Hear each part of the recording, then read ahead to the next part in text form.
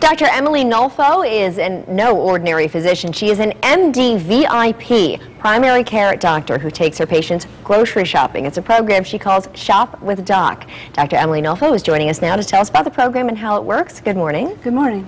Tell me first, what is an MD VIP? MD VIP is an organization of doctors who really wanted to make their practices smaller and more focused on prevention and more personalized. And I partnered with them 2 years ago so that I could have a practice where I could really take care of my patients the way I wanted to. It doesn't get more personal than taking them grocery shopping, I guess. Yes, exactly. So tell me, why do you do that, and what is the benefit there? Well, I talk to my patients all the time about how important it is to eat healthy, and they sometimes bring me labels and say what's healthy to eat, and it occurred to me one day maybe we should just all go shopping. So I started off taking a group of 32 people shopping. Okay, and how did it, It went fantastic. Yeah? They were very enthusiastic. We went up and down the aisles. We looked for healthy choices of food. They brought me a million labels to read and questions, and we just had a great time. That's great. And so, folks that you have brought grocery shopping, doing the Shop with Doc, have they continued? Has it helped improve their health? Yes, they literally come in with labels all the time, or entire food products, and say, hey, is this a good thing for me to have for breakfast, lunch? Okay. Whatever. So tell us what you have here for us. So I brought So some of the things we've talked about are trying to buy foods that have fewer ingredients and are more whole. A lot of the label reading is really difficult because you'll see things that say wheat. So we have a bread here that says wheat, and we have a bread here that says 100% natural.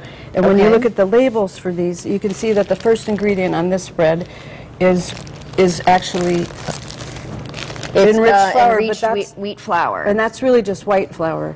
So this is enriched wheat flour is white flour. Is white flour. Okay. There is wheat flour in this whole wheat flour, but it's the fifth ingredient, and there are a lot of sugars. Okay. So this is not good. It's okay. This is better. What we try to focus on is not necessarily what are the bad choices, but what are the good choices. Adding more of the good choices. So 100% natural, obviously. Yeah, that's a tricky label because that doesn't necessarily mean anything. Oh, but the okay. label does show that the #1 ingredient on this bread is whole wheat, and this has very many fewer ingredients in this. This has a lot of dough conditioners and So don't additives. believe everything that's on the label. Yeah, look at the you have to look at ingredients. the label. Okay. And I have tried to simplify label reading for my patients because it's exhausting to go and read every aspect. The good news about labels now is they have more information, and the bad news about labels is that they have more information. So I think we do have some tips to go to about label reading, because that is, all these words that you've never heard of and you have no idea what they mean. So we try to really simplify it. First, we look for fat content. So I have them do a simple trick of taking the calories from fat, multiply it by 3, and make sure that's not more than the total calories for the product.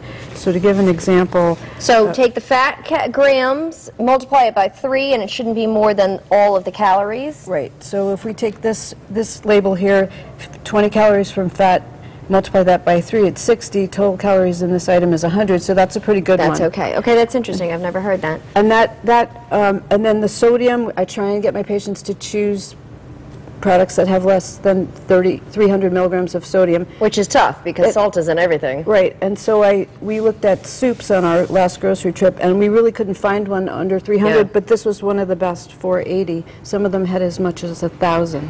Okay, very quickly, you have a couple of whole fruits and other things that are good So this very gnarly, ugly vegetable here is celery root.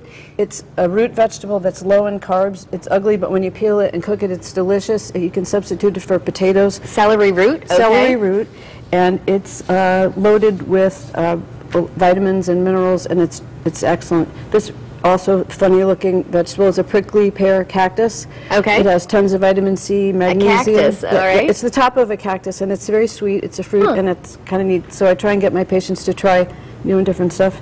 I think quinoa is becoming more mainstream, but this is actually not a grain, but a seed, and you can substitute it for pasta and rice.